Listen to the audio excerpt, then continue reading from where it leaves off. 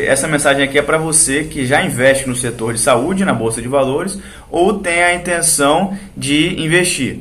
O que muita gente já sabe é que ele é um setor muito bom para se investir porque ele é perene, ou seja, como ele lida com saúde e para sempre as pessoas vão ficar doentes, elas sempre vão precisar de comprar medicamentos e sempre vão precisar de serviços médicos, serviços hospitalares. Isso a maioria das pessoas já sabe. Se você perguntar para algum investidor, por mais que ele seja experiente, o motivo pelo qual ele vai falar que o setor de saúde é tão bom é porque, além dele ser perene, a expectativa de vida do brasileiro vem crescendo, o que não deixa de ser verdade. Mas nesse vídeo eu vou passar alguns insights aqui que talvez existam uns motivos muito mais significativos pelos quais o setor de saúde tem tanto potencial para crescer. Primeiro eu quero passar uma mensagem para vocês que quem me alertou foi o livro Antifrágil, certo? Que nós devemos tomar muito cuidado com as médias. A expectativa de vidas é por si só uma média ponderada, que leva em consideração dois aspectos: a idade que as pessoas atingem e a quantidade de pessoas que atingem essa determinada idade, né? A idade que essas pessoas morrem. Então ela é uma média ponderada, ela leva em consideração esses dois fatores. Por que essas médias podem ser distorcidas? No exemplo que o livro cita, ele fala, até engraçado, sobre o caso da sua avó. Supondo que você deixe a sua avó em uma sala por 1 hora, na temperatura média de 30 graus Celsius. O fato dela sobreviver ou não vai depender de alguns fatores. Se for uma temperatura constante de 30 graus, nada demais, ela vai sobreviver, claro. Porém, se for uma temperatura média de 30 graus, porém, durante os primeiros 30 minutos ela ficar exposta a uma temperatura de 0 graus Celsius, e nos outros 30 minutos ela ficar exposta a uma temperatura de 60 graus, sua avó vai morrer. Imagine agora, para ficar ainda mais fácil, que você está viajando com o seu carro em uma estrada que tenha vários radares de limite de velocidade de 60 km por hora. Agora você imagine que nessa sua viagem, nos primeiros 30 minutos, você vai viajar a uma velocidade constante de 40 km por hora. E nos 30 minutos restantes, você vai viajar a uma velocidade de 80 km por hora. Bom, a sua média vai ser 60 km por hora. Porém, é muito provável que você tome multa no caminho. Afinal, existem radares com limite de 60 por hora. Agora, falando especificamente do número da expectativa de vida, eu coletei alguns dados aqui do IBGE. De 1940, a nossa expectativa de vida do brasileiro era de 45,5 anos. Com a nossa cabeça acostumada a imaginar médias, a gente certamente pensa que algumas pessoas chegavam próximo aos 40 anos, outras, ou melhor, a maioria em torno dos 45, algumas poucas exceções iam até 50 anos e era raríssimo alguém chegar aos 55 anos. Essa é o que a nossa mentalidade faz a gente pensar. Acontece que esse número da expectativa de vida de 45,5 anos, ele era completamente distorcido pela mortalidade infantil. A cada 1.000 crianças que nasciam nessa época de 1940, cerca de 146 morriam antes de completarem 1 ano de idade.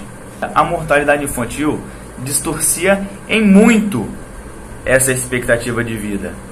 Era muito comum encontrar pessoas de 70 anos, 65, 75 anos, claro.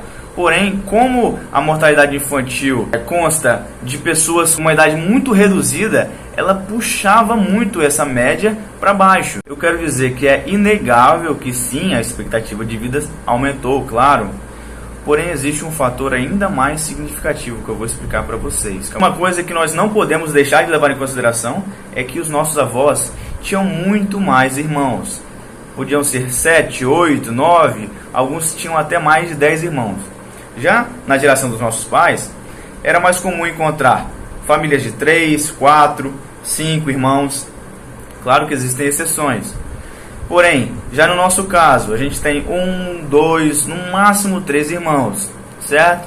E muitos de nós não queremos nem ter filhos. É intuitivo que esse efeito faça uma inversão na pirâmide etária brasileira, correto? Porém, o que eu quero destacar com esse vídeo é que o aumento na demanda por serviços médicos e medicamentos, ele vai crescer de uma maneira não linear. Se a gente for olhar a pirâmide etária brasileira, ela há poucos anos tinha o formato de uma pirâmide convencional. E aos poucos, essa pirâmide está se invertendo. Porém, o número das pessoas de idade mais avançada está crescendo de uma forma convexa, ou seja, de uma forma não linear. O objetivo desse vídeo não é fazer um falso prognóstico. Por exemplo, eu estimo que daqui a 5 anos o aumento na demanda vai ser de 37,12%. Não é nada disso, até porque quanto maior o tempo, maior as incertezas. Mas o objetivo do vídeo é mostrar para vocês que esse movimento ele é totalmente convexo, porque é um aumento de várias ordens de grandeza, ou seja, pode ser 5, 7, 10 vezes. Vai haver muito mais pessoas idosas e na fase adulta do que jovens e crianças. E o aumento na demanda vai ser algo muito intenso, de forma convexa ou exponencial. Então acaba que a conclusão fica mais clara agora. Com o aumento não linear, ou seja, convexo, da demanda, certamente o setor vai ter lucros também convexos e não lineares. E como a gente sabe que cotação acompanha lucro no longo prazo, quem investir no setor de saúde tem tudo para ganhar muito dinheiro. E é claro, não quer dizer que simplesmente pelo fato de que o setor de saúde é muito promissor que eu vou investir em qualquer empresa desse setor. Existem basicamente empresas de serviços médicos e empresas de venda de medicamentos, ou seja, do varejo. Eu, pessoalmente, gosto de investir em empresas consolidadas e não em empresas extremamente pequenas. No meu caso, eu gosto de investir em Fleury, no caso de serviços médicos, e para empresa de varejo, de venda de medicamentos, eu gosto muito da Raia Drogasil. Entenda que isso não é uma recomendação, porém o que eu quero passar com esse vídeo é a mensagem da convexidade oculta no setor de saúde brasileiro. Se vocês acham que essa mensagem que eu passei fez algum sentido para você, eu peço que, por favor, curta o vídeo e comente aqui embaixo quantos irmãos os seus avós tinham, quantos irmãos os seus pais tinham e quantos irmãos você tem. E além disso, fala quantos filhos você pretende ter. 0, 1, 2, 3? E é isso aí, um abraço e até o próximo vídeo.